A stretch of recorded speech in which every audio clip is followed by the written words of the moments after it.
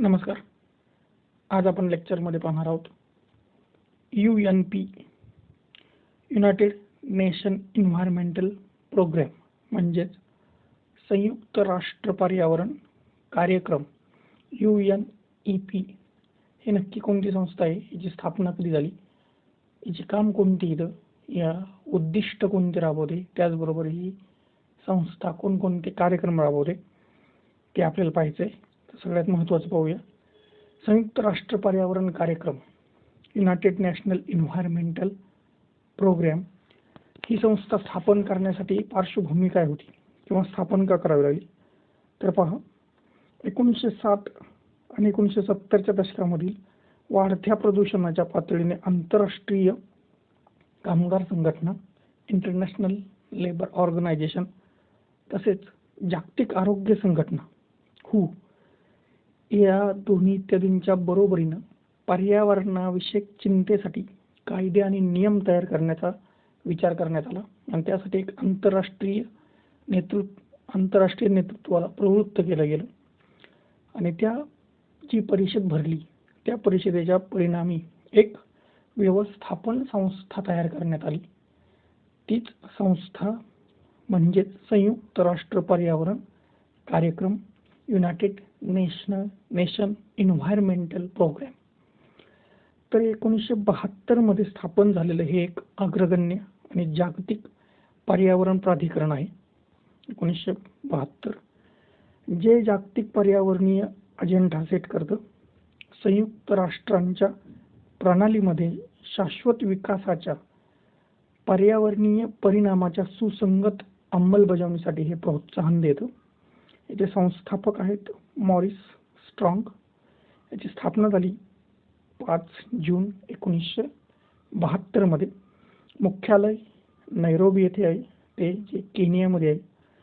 प्रमुख अहवाल, याचे जे अहवाल आहेत प्रमुख, तर बघा, उत्सर्जन अंतर्गत अहवाल, ग्लोबल एन्व्हायरमेंट आउटलुक, फ्रंटियर्स निरोगी ग्रहांमध्ये गुंतवणूक, यांच्या मोहिमा, बीट पोल्युशन, UN 75, जागतिक पर्यावरण दिन, वाईल्ड फॉर लाईफ यांच्या मोहिमा आहेत. तर बघा, UN पर्यावरण कार्यक्रम UNEP सर्व 193 राष्ट्रांचे सार्वत्रिक सदस्य असलेली जगातील सर्वोच्च स्तरीय निर्णय घेणारी ही संस्था आहे. तिचा आत्ताच 5 जून 2022 मध्ये 50वा वर्धापन दिन साजरा करण्यात आला. हे विकसनशील देशांना पर्यावरणास अनुकूल धोरण पद्धती लागू करण्यास मदत करतं. युनायटेड नेशन एजन्सी मधील पर्यावरणीय समस्यांसाठी त्याची संपूर्ण जबाबदारी आहे. हवामान बदलाला संबोधित करणे किंवा वाळवंटीकरणाचा मुकाबला करणे. UNEP च्या क्रियाकलापांमध्ये वातावरण, सागरी आणि स्थलीय परिसंस्था, पर्यावरणीय प्रशासन, हरित अर्थव्यवस्थेशी संबंधित विविध समस्यांचा यामध्ये समावेश केला जातो. त्याचबरोबर UN पर्यावरण देखील जागतिक पर्यावरण सुविधा आणि मॉन्ट्रियल प्रोटोकॉलच्या अंमलबजावणीसाठी बहुपक्षीय निधीसाठी अनेक अंमलबजावण्या करणाऱ्या एजन्सीपैकी एक आहे. हे संयुक्त राष्ट्र विकास गटाचे सदस्य देखील आहे. UNEP ने अनेक यशांची नोंद केली. बघा, याच्यामध्ये काय, तर यांनी 1900 यांच्या पुढाकारानंच 1987 मध्ये मॉन्ट्रियल प्रोटोकॉल झाला. 2002 मध्ये मिनिमाटा कन्व्हेन्शन विषारी पारा मर्यादित करण्यासाठीचा करार होता. UNEP ने सौर कर्ज कार्यक्रमांच्या विकासासाठी प्रायोजित केले आहे. UN पर्यावरण द्वारे प्रायोजित केलेल्या सौर कर्ज कार्यक्रमामुळे भारतातील सौर ऊर्जा प्रणालीला वित्त पुरवठा करण्यास मदत झाली आहे युनायटेड नेशन एन्व्हायरमेंटल प्रोग्रामने. त्याचबरोबर UNEP ची उद्दिष्ट कोणती बघा, तर बघा, उद्दिष्ट भविष्यातील पिढ्यांशी तडजोड न करता देश आणि लोकांना त्यांच्या जीवनाची गुणवत्ता सुधारण्यासाठी माहिती देणे, प्रेरणा देणे आणि सक्षम करणे. पर्यावरणाची काळजी घेण्यासाठी नेतृत्व देणे, भागीदारीला प्रोत्साहन देणे हे UNEPचे प्रमुख ध्येय आहे. याची फोकस क्षेत्रे कोणती? काही क्षेत्रे आहेत बघा.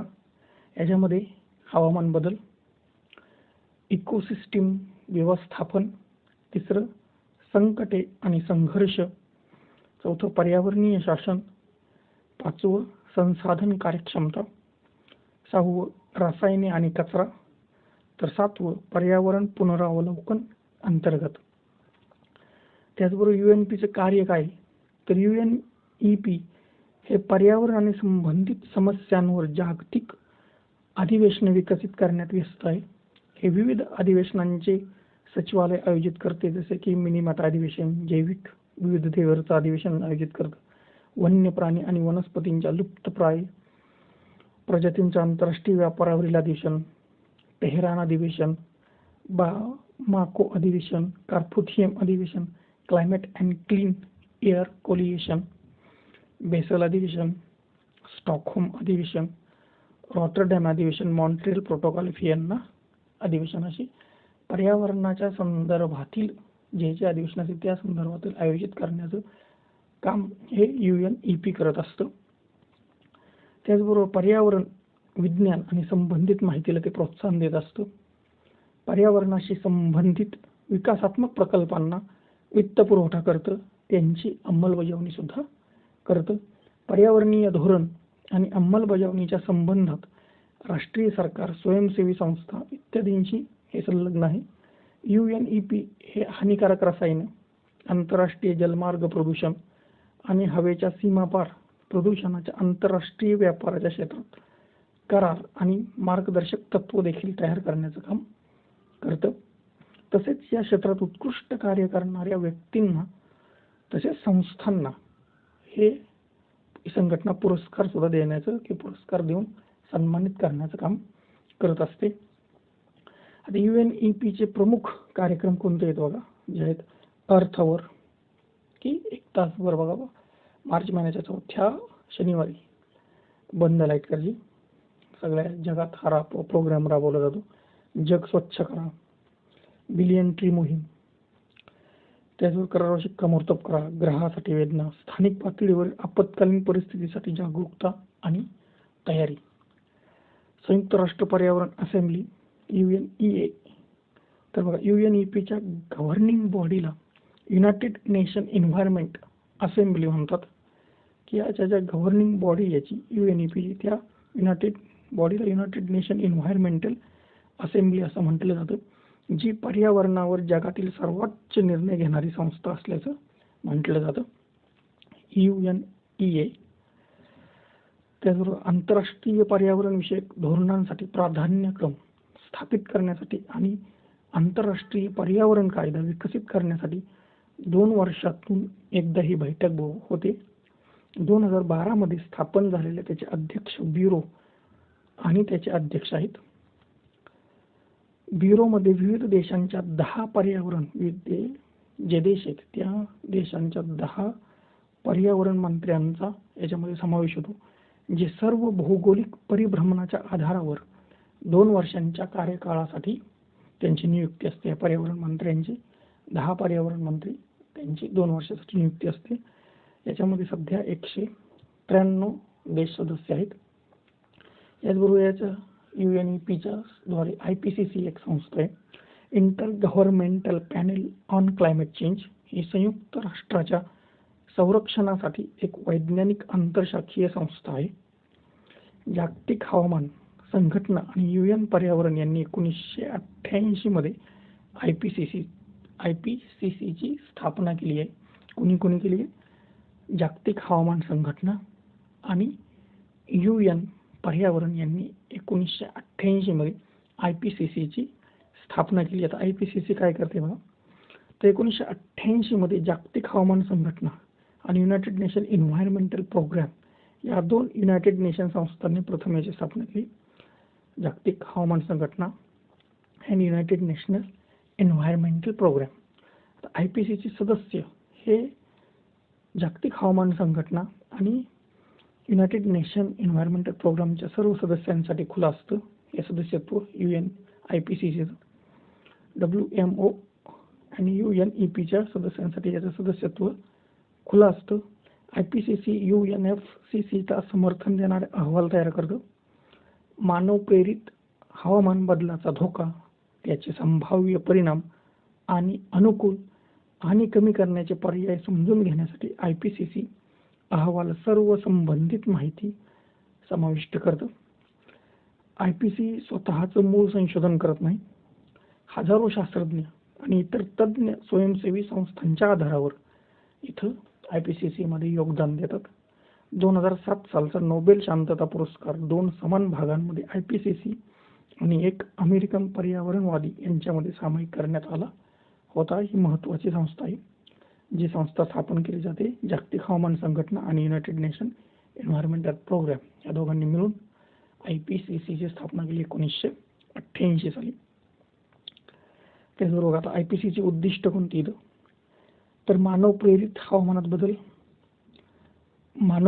हवामान बदलाचे परिणाम, अनुकूलन आणि कमी करण्याचा पर्याय. आता युनायटेड नेशन एन्व्हायरमेंटल प्रोग्राम याचं भारतामध्ये काय बघा कार्यक्रम. तर कार्यक्रमाच्या सुरुवातीपासूनच भारताचे UNEPशी घनिष्ठ संबंध आहेत. भारतात UNEPचे अनेक प्रकल्प पूर्ण झाले आहेत. तसेच चालू असलेले काही प्रकल्प चालू पण आहेत युनायटेड नेशन एन्व्हायरमेंटल प्रोग्रामचे. UNEPच्या भारतातील उपस्थिती सुरुवात ही 2016 मध्ये नवी दिल्ली येथे या कार्यालय उभारलं UNEPने. भारतामध्ये युनायटेड नेशन एन्व्हायरमेंटल प्रोग्रामचं कार्यालय हे नवी दिल्ली येथे आहे. UNEP सह भारताच्या परस्पर संवादासाठी नोडल एजन्सी GOI चे पर्यावरण, वने आणि हवामान बदल मंत्रालय आहे. UNEP मध्ये भारताचे स्थायी प्रतिनिधी हे केनियासाठी भारताचे उच्चायुक्त आहेत. त्याचबरोबर UNEP मध्ये भारताचे वार्षिक आर्थिक योगदान $1 लाख इतके आहेत. UNEPने पर्यावरण क्षेत्रातील भारताच्या पुढाकारांना मान्यता दिली आहे. UNEPने पंतप्रधान नरेंद्र मोदी यांना पॉलिसी लीडरशिप या श्रेणीमध्ये फ्रान्सचे अध्यक्ष इमॅन्युएल मॅक्रॉन यांच्यासह चॅम्पियन ऑफ द अर्थ या पुरस्कारानं सन्मानित केलं होतं. पंतप्रधान नरेंद्र मोदी आणि फ्रान्सचे तत्कालीन अध्यक्ष इमॅन्युएल मॅक्रॉन हे भारताने सुरू केलेल्या आंतरराष्ट्रीय सौर युतीच्या इतरांबरोबर मान्यता म्हणून होते. आंतरराष्ट्रीय सौर युतीची नरेंद्र मोदींनी संकल्पना मांडली होती, त्यासाठी सुद्धा यांनी सपोर्ट केला होता. 2019 मध्ये Bharat climate and clean air coalition मध्ये सामील झाला, ज्याचे सचिवालय UNEP द्वारे होस्ट केले जाते. Climate and clean air coalition राष्ट्रीय स्वच्छ वायू कार्यक्रम NCAPच्या प्रभावी अंमलबजावणीसाठी सर्वोत्तम पद्धती आणि अनुभवांवर CCAC राष्ट्रांबरोबर काम करण्याची भारताची योजना आहे. भारत सुद्धा ह्या UNEPचा सदस्य आहे आणि त्याचबरोबर या संघटनेचे जे प्रोग्राम असतील ते राबवण्यास उत्सुक असतो. तर आज आपण पाहिलं युनायटेड नेशन एन्व्हायरमेंटल प्रोग्राम, त्याची स्थापना, त्याची उद्दिष्ट, त्याच्या अंतर्गत येणाऱ्या संस्था. व्हिडिओ आवडला असेल तर व्हिडिओ लाईक करा, शेअर करा आणि आमच्या चॅनलला सबस्क्राईब करा. धन्यवाद.